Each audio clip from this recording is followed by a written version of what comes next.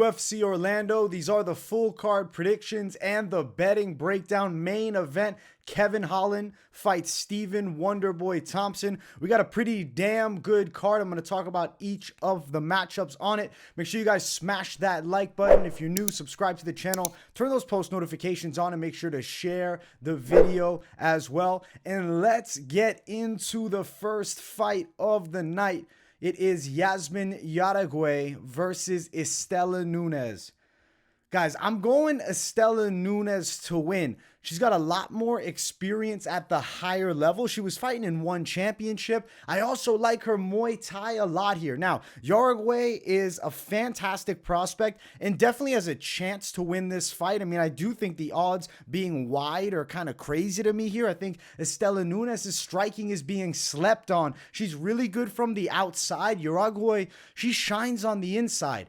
I don't think there's a huge likelihood of wrestling from the Jauregui side, and I really could see Nunes from distance doing her thing and winning a very hard-fought decision. I do think it's a close fight, but I think Nunes is going to end up taking it on the cards, and the lines to me are crazy.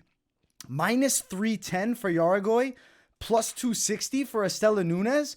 Listen, if Jauregui would have knocked out Yazmin Lucendo in a round, her last bout, I'd understand these lines a bit more, but she was in a back and forth uber competitive fight against a girl who's just 20 years old. Istela Nunes has experience, she has skills, and I really do think her style kind of matches up well with a Jauregui. She does have 2 inches in the reach. I don't necessarily think the length of the reach is the big factor. It's just that Istela Nunes is a better striker from distance. I see the grappling is competitive. Nunes normally would have a disadvantage in grappling against, a lot of the other girls in the weight class. Jauregui, she's a striker that wants to throw down. I expect these two to go at it and actually produce a great fight. I'm pretty stoked for it, but I'm going to Istela Nunes by a decision in this one to pull off a wild upset too. Next fight on the card, Francis Marshall versus Marcelo Rojo. I like the young prospect Francis Marshall to win here, man. I know he's super young at just 23. Rojo, 11 years older. I've never felt like Rojo is all that top line. I think he's a really tough guy and does have a tricky striking style, rips with some decent overhands, is a physically strong dude. But I think Francis Marshall mixes in the wrestling and the striking well. I think he's got definitely an advantage in the offensive wrestling, and I think Rojo is going to end up on his back throughout this fight. I do think at 23, this is a real stern test, and I don't think Francis Marshall just bulldozes over Marcelo Rojo, but I think Francis Marshall wins his UFC debut. He's a recent Contender Series signee, and he looked pretty damn good in that matchup. I like this one here against Rojo. I think it's a competitive fight where he gets a hard-fought win against an always game Marcelo Rojo. Now, as far as the odds for these two, Marshall, he is the favorite to win around minus 165. Rojo in that plus 145 range.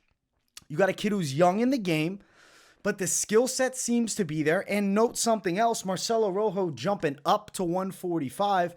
I think that you're going to see a little bit of the difference in the wrestling strength, and I think Francis Marshall shines in this matchup. I'm picking him to win decision. Not an easy fight at all here in his debut, but he's a good prospect with a well-rounded game. I like the wrestling a lot here, and I think he will shine mixing in the striking with Rojo. Decision for Francis Marshall. Next matchup on the card, Natan Levy and Genaro Valdéz. I'm picking Genaro Valdéz to get the upset. He's a wild striker and comes with a very brawler-heavy, kind of chaotic boxing style, a guy who's willing to take one to land one, and it got him in a lot of trouble when Matt Frivola the last time out. He was slept. Granted, against Natan Levy, a guy who has more of a karate kickboxing style, does have a solid grappling game, but isn't, a devastating, dominating type wrestler. He will be able to mix in takedowns against certain opponents. I could see him getting Valdéz down. I see Valdéz getting back up. I think the pressure, brawler style, and almost the unorthodox aggressiveness that comes, right, will kind of trip up a guy who's very technical and rangy like a Natan Levy. And it's not like Levy is rangy as in he's 6'3" with an 80-inch reach. These guys are the same height at 5'9". The reach is equivalent here. I think Valdéz boxing in close is going to be hard for Natan Levy to deal with. I can see Natan getting hurt by big punches in this matchup. I've kind of felt like Natan Levy is a bit overrated for a bit. He had a real close fight with Mike Breeden. If he's out of position in this fight and that chin is high, I think Valdéz can drop a bomb on him. And I think Valdéz's willingness to engage in brawls, it shines in this fight. I'm going with Valdéz, and I think he might get the knockout, man. I'm going to pick KO win for Genaro Valdéz to beat Natan Levy in this fight. As far as the lines for this matchup, Levy is a fairly strong favorite at -185, Valdéz at +160, but beating Mike Breeden in a fairly competitive decision shouldn't have him looking like a -180. Genaro Valdéz just lost to a monster in Matt Frivola, who just knocked out Ataman Zaitar brutally, who's top line. Genaro Valdéz can fight, and I think he proves it here, beating Natan Levy, and I do think he knocks him out. I'm kind of thinking it would be later in the fight, second or third round. Could happen earlier too, though. The brawling style, I think, throws off the very technical game of Natan Levy. We're riding with Valdéz to get the win. Next fight on the card, the ladies going at it. Tracy Cortez and Amanda Ribas. I'm going to pick Amanda Ribas to win, and I actually think she might get the submission here. Tracy Cortez has really good grappling too. She does have a nice wrestling base and pretty athletic and developing a quality stand-up game. Amanda Ribas has a pretty good striking skill set, but that's not really where her main game is going to be. Nice throws, very good at dominating from top position, more in a jiu-jitsu way. She's looking to pass, maybe look for subs, bit of ground and pound. She's not Marc Coleman punching your opponent's face into the mat. What I think Ribas is going to do is look to trap Tracy Cortez as she tries to get up, maybe try to work towards back control, especially against the cage. You look at Cortez against Melissa Gatto. Gatto had her back a little bit in that fight. Amanda Ribas is far superior, and in my opinion, a super significant jump to take on right now. Early in the UFC run, when was the debut? It was Stephanie Egger. She's actually got some fights in the UFC now. She's 4-0 in the UFC, so it's been 3 years. Wow, I feel like Tracy Cortez is just getting to the UFC. 1, 2, 3, 4 in a row. Amanda Ribas, former top strawweight, moved up to flyweight, and she lost a real close split decision against Caitlin Chukagian. I think she shines here against Tracy Cortez. I like the jiu-jitsu advantage. I see her finding the back of Cortez, and I'm going to say she strangles her rear naked. Amanda Ribas for the win by submission. As far as the odds for this fight, they're about even. -115 Ribas, -105 for Tracy Cortez. Man, I like the BJJ skills, and I think Amanda Ribas could even fare fairly well on the feet, too. I mean, she's got decent Muay Thai. Yeah, I think Amanda Ribas is going to choke out Tracy Cortez in this fight. I do think she gets her back and finishes her off. I think this is a big jump up in competition for Tracy Cortez. And I think Amanda Ribas takes advantage of a good opportunity to fight a girl who's got a lot of hype and momentum on her side and take that right from her. And, you know, try to work towards contendership at flyweight. She lost to a pretty premier chick at Caitlin Chukagian towards the top in a close split decision. We're riding with Ribas for the win over Tracy Cortez, and I'll call submission.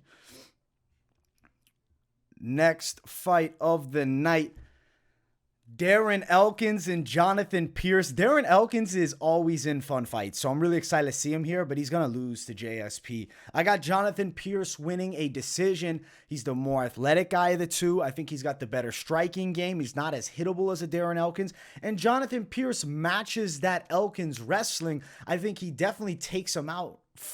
Striking wise, takes him out on the feet. I don't think he's going to sleep him, so I'm not saying he's going to flatline Darren Elkins here. I think on the feet, you'll see Jonathan Pearce land more significant strikes. Elkins trying to close the gap and wrestle. I think Jonathan Pearce will show that he has the superior wrestling game and grappling overall to Darren Elkins. I see him controlling positions, even getting some ground and pound off. There might be some hype moments where Jonathan Pearce nearly gets Darren Elkins out of there, but I do think Elkins goes the distance. I think Jonathan Pearce is getting his hand raised, win by a decision on this matchup here. Now, as far as the odds, though, for this fight, they're crazy towards Jonathan Pearce. -450. Darren Elkins at +350. Against another guy who wrestles well, grapples a lot, Darren Elkins should not be this big of an underdog. I think that's a really bad line. Jonathan Pearce is good, don't get me wrong, but I don't think he deserves to be that. I think if you had him at minus 200, I'd say, okay, that's fair. I guess they're kind of thinking the Darren Elkins side is washed. I don't think that at all. He just beat Tristan Connolly in his last matchup. And I mean, Cub Swanson was able to hurt him bad and knock him out. That's a very different stylistic matchup than this one. So yeah, the lines are off here, which really would push me to tell you guys, you probably don't want to throw down on Jonathan Pearce. Maybe you ride with Darren Elkins as an underdog because you're looking for that plus money. But ultimately, I do think Jonathan Pearce will take him on the cards. More athletic. I think he's going to be better in the wrestling, and especially age is a factor. Darren Elkins nearly 40. He's at 38. And then Jonathan Pearce in his prime right now at 30. So we're picking Jonathan Pearce to win by a decision. But yeah, I don't like the odds at all for that matchup. Next fight of the night, Michael Johnson and Marc Diakiese. Listen, Michael Johnson is the best, worst fighter of all time. I mean, you're talking about a guy that beat Dustin Poirier and Edson Barboza, but I mean, he's lost numerous amounts of fights now. I'm picking Marc Diakiese to win. Marc, the grinder Diakiese, he's turned into a wrestler, which really blows my mind because when you remember Marc Diakiese on the come up, he's supposed to be the next big British striker with this athletic striking game and finishing ability, and he's flashy. Now he's wrestling everybody and controlling them. I mean, it worked against Vyacheslav Borishev. It worked in the last one, too, against Damir Hadzovic. And I think it's going to work against Michael Johnson. Johnson is not just an easy guy, though, to take down and consistently control. So I do think Diakiese is going to be forced into striking a bit with Johnson. Johnson also southpaw, super quick with his hands. I feel like Michael Johnson is a guy that you can never sleep on because if he has a great performance, I do think he can beat a lot of lightweights. But Marc Diakiese, momentum on his side. He's in his prime, whereas I don't necessarily think Michael Johnson is. And I mean, let's look at the last 5 of Michael Johnson. Stevie Ray, decision loss, forgivable. Ray's doing good things in PFL. Thiago Moises, submission. He won that first round clearly. Clay Guida, loss. Good wrestler, Clay Guida. Beats Alan Patrick by knockout. Patrick, his career is over at this point. And then he lost to Jamie Mullarkey in a competitive fight on a split decision. Mullarkey willing to strike. I think Diakiese is going to be looking to shoot. He will strike a bit, but he's going to have to get this fight to the floor to really give himself the best chance to succeed here. I'll take Diakiese to win a competitive decision. I just couldn't back Michael Johnson as an underdog. I like Michael Johnson a lot, and I've always found his boxing to be really nasty, and he's just super quick with his combos, and he's got real power, but he just cannot consistently put it together. And for that reason, you have to go Diakiese, who's on a roll right now and has good wrestling, and I really think is going to use that in this matchup too. Minus 285 Diakiese, plus 245 for Michael Johnson. We're riding with Marc Diakiese to get the win. I will call a decision. I think we're probably going the full 3 in this matchup and expect Michael Johnson to, at the very least, be competitive in this fight in loss, unfortunately for him. But yeah, Diakiese for the win. Next fight of the night, Clay Guida versus Scott Holtzman. Guys, I tried so hard to pick Clay Guida, but I can't. I think Scott Holtzman's going to beat him, man. I like Scott Holtzman in the close range, and that's kind of where I think Clay Guida would shine in a lot of fights. He's fighting a guy that can wrestle too with Holtzman. I think he's more nasty in the clinch, good elbows and punches from there. I think he'll make it dirty inside. I think the wrestling is competitive against one another, and I do think it's a fight that probably goes the distance and is fairly competitive, but I think Holtzman's going to have a little bit of the power edge with the striking. I think the wrestling matches off with one another. I think Scott Holtzman's going to get a hard-fought decision win. Clay Guida is a wild man. I mean, still, even at 40 years of age, he looks pretty damn quick. He's got the A1 wrestling chops. But this matchup here, I just don't love for him stylistically. I think it's a guy that can match him in the wrestling and a guy that's a bit better with the striking, not to a point where he's like crazy explosive, where I think he's flatlining Clay Guida. But I think that Scott Holtzman's going to make it nasty, score some significant strikes, have some moments of control on both sides, really, and Holtzman takes it competitively on the cards. As far as the odds for this one, Holtzman at around that minus 150 range, Guida in that plus 150 range is a dog. I would really not be on the Scott Holtzman bet personally. I just don't love the idea of betting against a tricky vet like Clay Guida and somebody in Holtzman who's pretty good, but has never made it to that top level and is coming back off 2 bad losses. You look at the Gamrot loss a year and a half ago. Before that, it was Beneil Dariush 2 years ago. How Scott Holtzman's going to look coming back, we're going to find out. I do think a guy that doesn't bring that significant threat of the striking is a matchup where he really can shine in, and I'll pick Holtzman to get it done, and I do think he wins by a decision over the OG Clay Guida. Let's keep running up the card. We're still on the prelims. Angela Hill versus Emily Ducote. I am picking Angela Hill to beat Emily Ducote, man. I think she's got a speed advantage. I think she's better at striking from the outside. She's got way more like top of the line experience and success. And I mean, Emily Ducote was also fighting in Bellator. She was losing a ton of fights over there.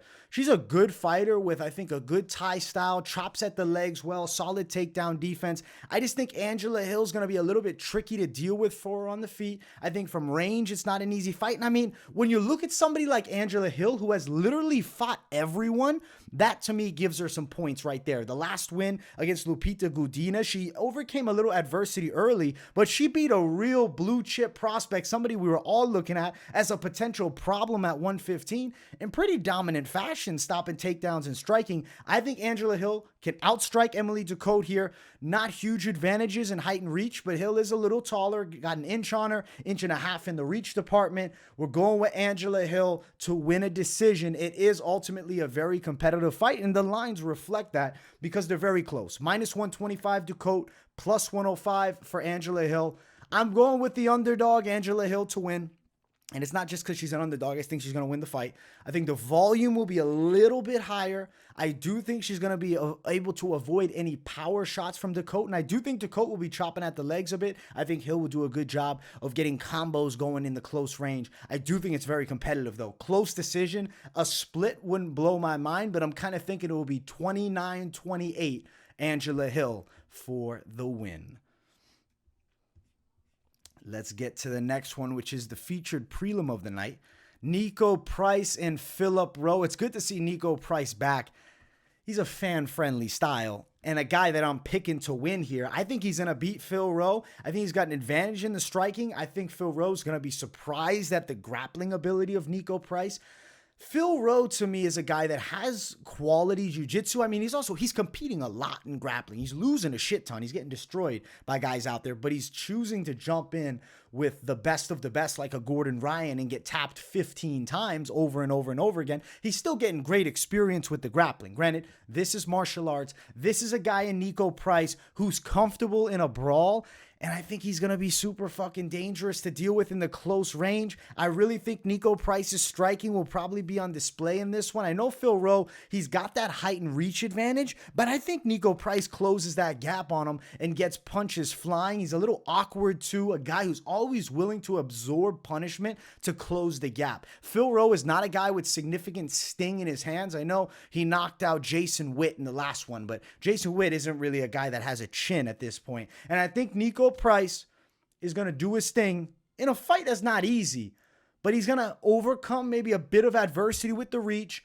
and shine against Phil Rowe. I do think you could see Niko Price on top working some ground and pound. I do think Niko Price is going to hurt Phil Rowe with big punches. It wouldn't blow my mind if there's a knockout on the Niko Price side either.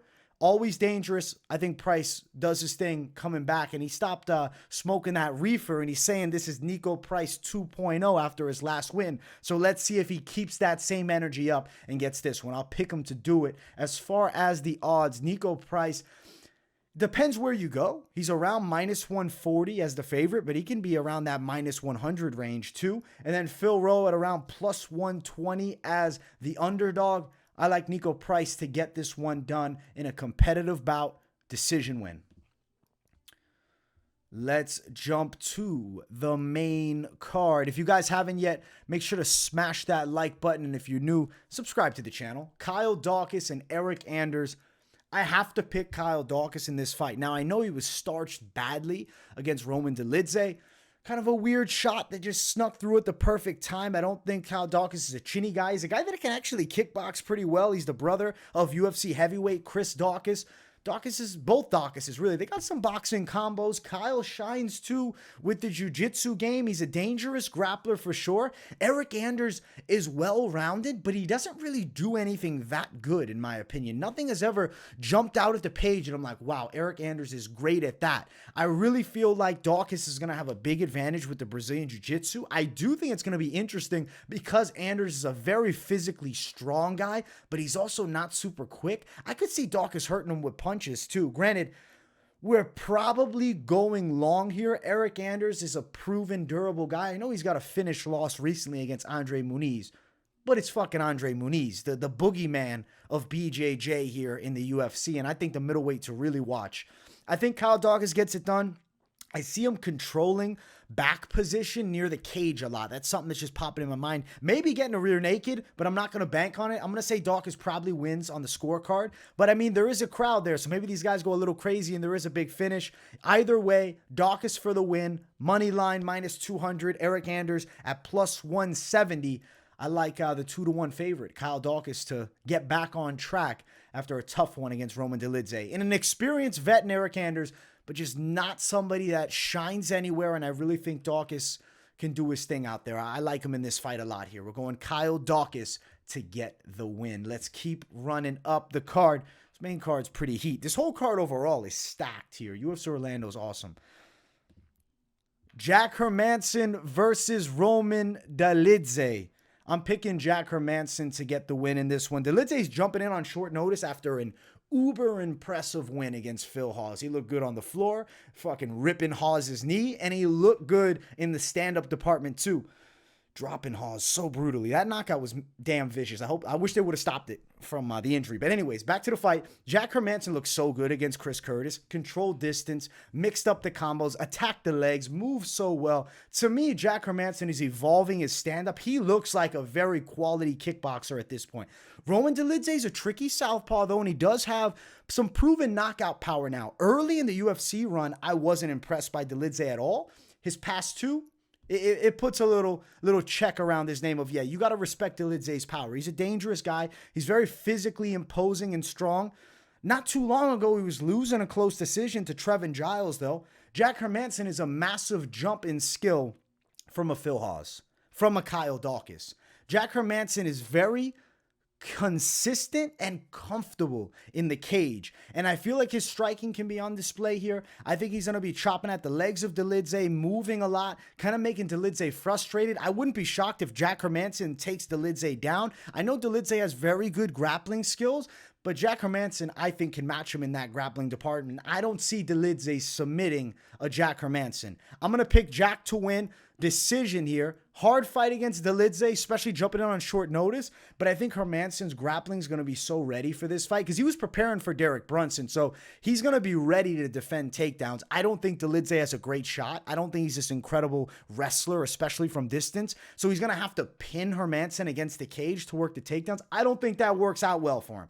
Jack Hermansson will get the win. I think the striking shines for him here. But don't be surprised if he shows off some grappling chops too. And I do think he sends Dolidze back in the rankings here, and Hermansson continues to hold like a pretty top spot in the weight class, and he's looking like he's getting better and better each time. Both guys 34, which is interesting, right? Because we think of Dolidze as the prospect and Hermansson as the vet, but these guys are the same age here. I like Jack Hermansson to win. As far as the odds, Jack Hermansson's not a crazy wide favorite at minus 175.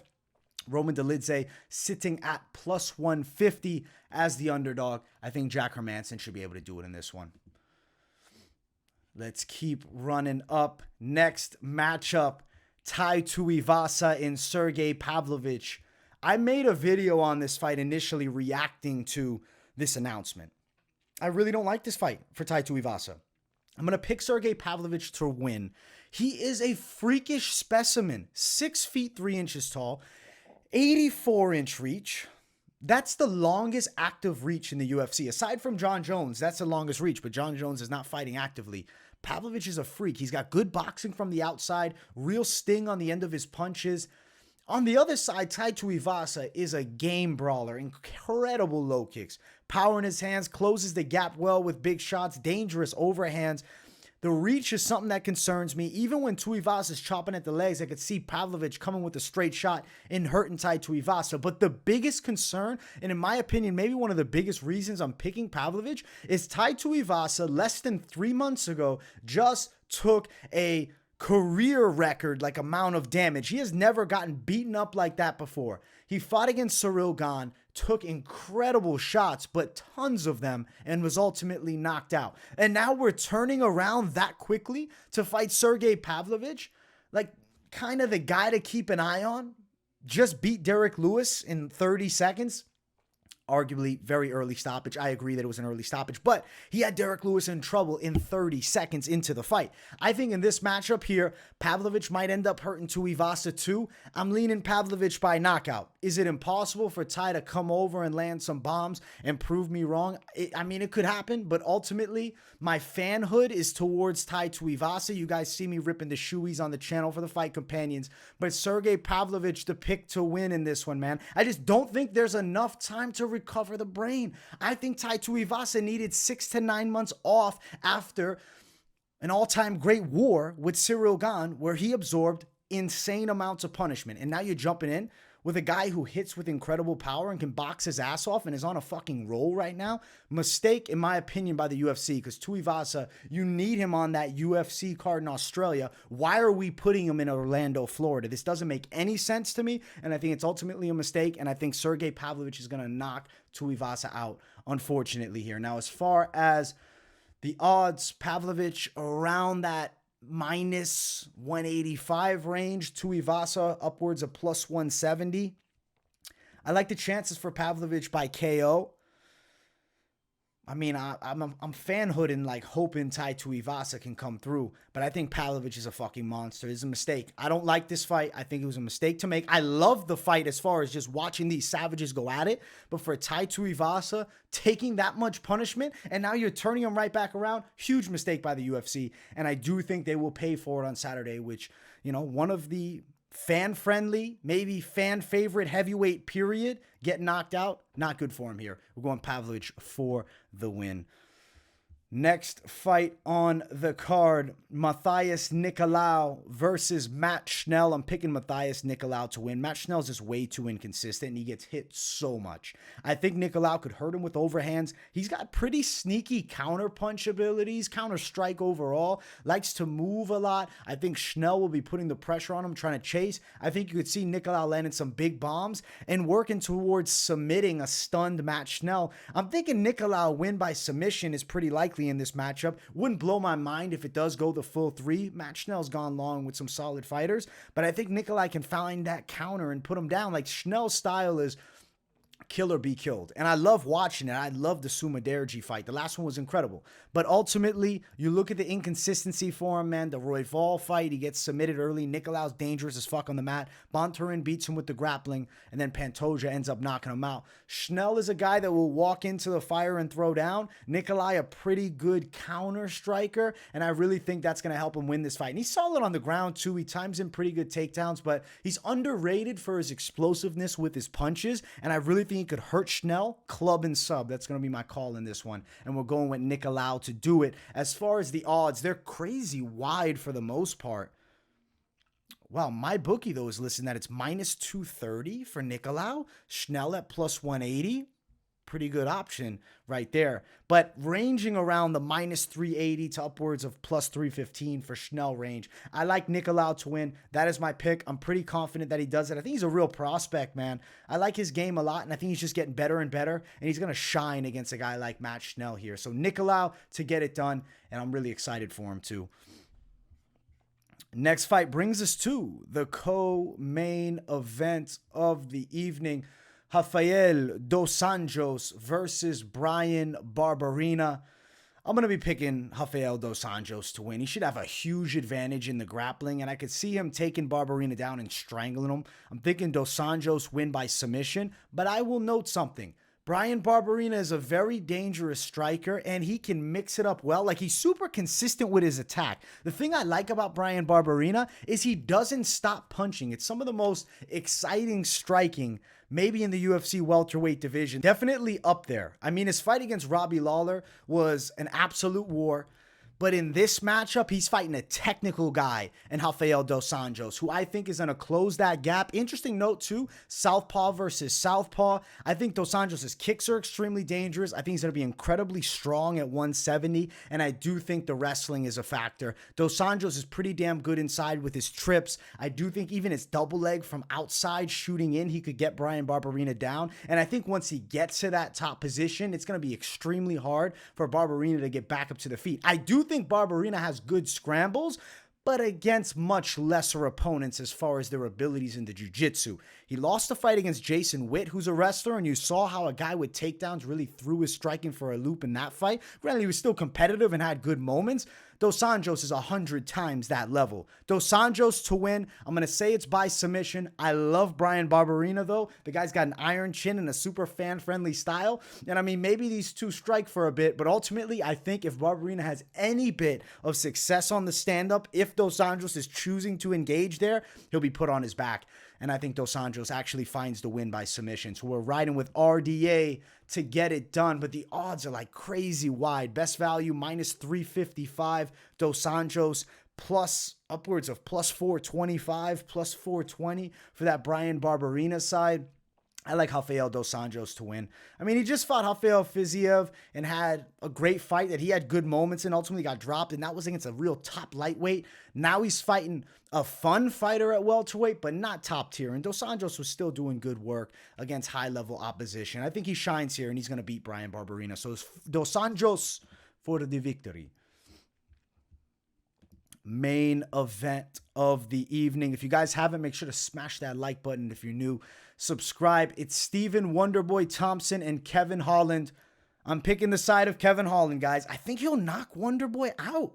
I think he's going to find punches, man. The boxing skill set of Holland is legit. He's very fast. Now, Wonderboy is incredible at managing range and keeping away from his opponents. But he is fighting a guy who's 3 inches taller and has a 6-inch reach advantage. And I am also certain speed advantage too. Power advantage with the hands. Wonderboy is going to need to be nearly perfect for 5 rounds to beat a Kevin Holland. I really think Kevin Holland could put Wonderboy down with one big shot and then follow up. Don't doubt Kevin Holland's jiu-jitsu either. I mean, could he hurt Wonderboy, club and sub him? Not impossible. Kevin Holland's physicality, though, is crazy at 170 pounds, and I really think this is going to be the matchup where he can showcase everything. Yeah, they gave him Hamzat in the last one on short notice. That's a horrible matchup. That's the best wrestler in the division versus a guy with suspect takedown defense. Now, we got Striker's delight between these two. I can't wait to see it. I mean, Kevin Holland, also his straight right down the line is so fast, and it comes from so far away. Wonderboy with the side kicks, I mean, it's going to work against the vast majority of guys, and I think he will side kick up Kevin Holland. I think he'll be competitive early. But I do think Kevin Holland starts putting his punches together, wearing on Wonderboy. And I think a knockout, 3rd round, very possible. Could be earlier, could be later. I like the KO side for Kevin Holland. I do think he sleeps Wonderboy, who's nearly 40 years of age at this point. The explosiveness advantage is huge. The athleticism advantage is huge. The physicality is just another big factor. You know, Wonderboy's fighting a guy who has that significant range edge where he's a guy that likes to fight from distance. Kevin Holland is going to shine in this matchup, and he's going to show Wonderboy, I think, some tricky looks in this one. And I do think he knocks him out. If Pettis could do it, a Kevin Holland could definitely do it. Now, it's not MMA math here with that one, but it is a fact. I mean, he was knocked out by Showtime. I think that Kevin Holland can also put him out and sleep Wonderboy, especially at nearly 40. As far as the odds, plus 120 range for Wonderboy, minus 140 range for Kevin Holland. Unless you want to go to MyBookie and play him at minus 120. Use promo code EXPERTS to support your boy. Ultimately, great fight. Awesome main event. The card is sweet. I cannot wait for this one, guys. I'm going to be dropping tons of content for this card throughout the entire week, so make sure you guys stay tuned. Yeah, I can't wait for UFC Orlando. It's bringing the heat, guys. Thank you all so much for watching. Much love to everybody who supports. Make sure you guys smash the likes and subscribe if you're new. Let me know in the comments what you guys think of the picks. Thank you all so much, and I will see you all in the next one. Peace, everyone.